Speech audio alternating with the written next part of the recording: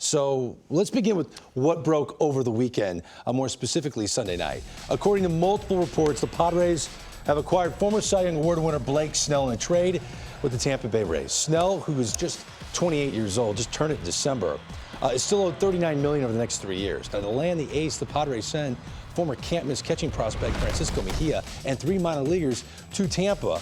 And 2 of these guys could be in the rotation by the end of 2021, possibly.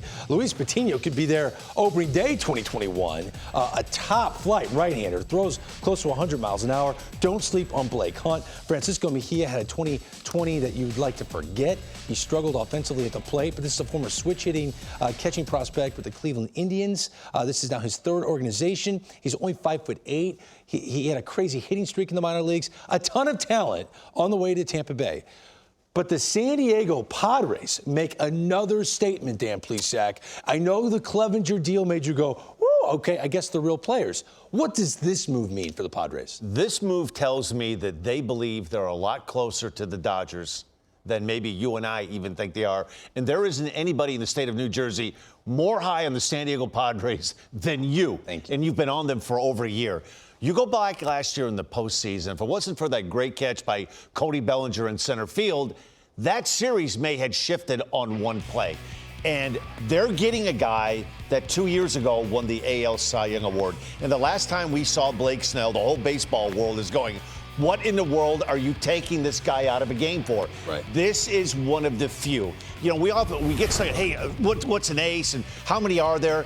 This is one of the really true ace pitchers. And so Clevenger looks like he'll be lost for 2021. And all of a sudden, we look at the Padres and go, wow, this is a changer for a team that I give them credit. This has been a crazy offseason already, and we're not even into the new year. Cincinnati Reds made some strides last year, and they're Garrett Cole or Trevor Bauer. Yeah. They're not going to have him back. And the Padres are a small to middle market team that are like, we're going for it.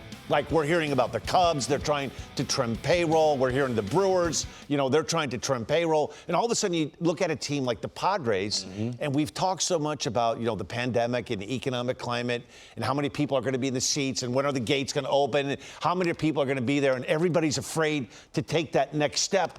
And the Padres are like, you guys try to figure that out. We're jumping. Yes. We're jumping in. This is what we waited for. We waited for a team to jump into the mix that wasn't the obvious. The New York Mets with new ownership money and the Toronto Blue Jays. Rogers did not have a tough. They want to spend money. They want to spend money. They waited for this moment. They got young position players who are ready to strike and have a great productive year. So this is the team that when everyone was going in one direction, we wanted another club to go, yeah, we were affected by this as much as everyone else. But we want to win.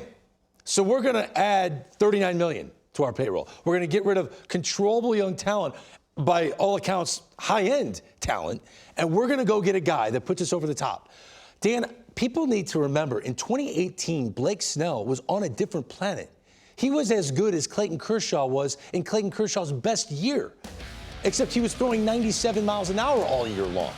Last year, if you go back and you look at the last handful of starts from Blake Snell was like a lot of players / pitchers, that really good players, pitchers, that struggled in this COVID-19 2020 season. But the more he pitched, the better he started to get. And Greg, this is all you have to take a look at.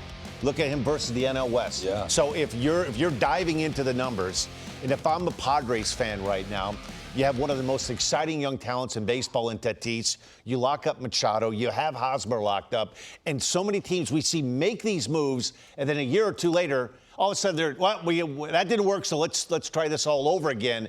The Padres are like, no, we're in. We're all in. To be a Padre fan right now.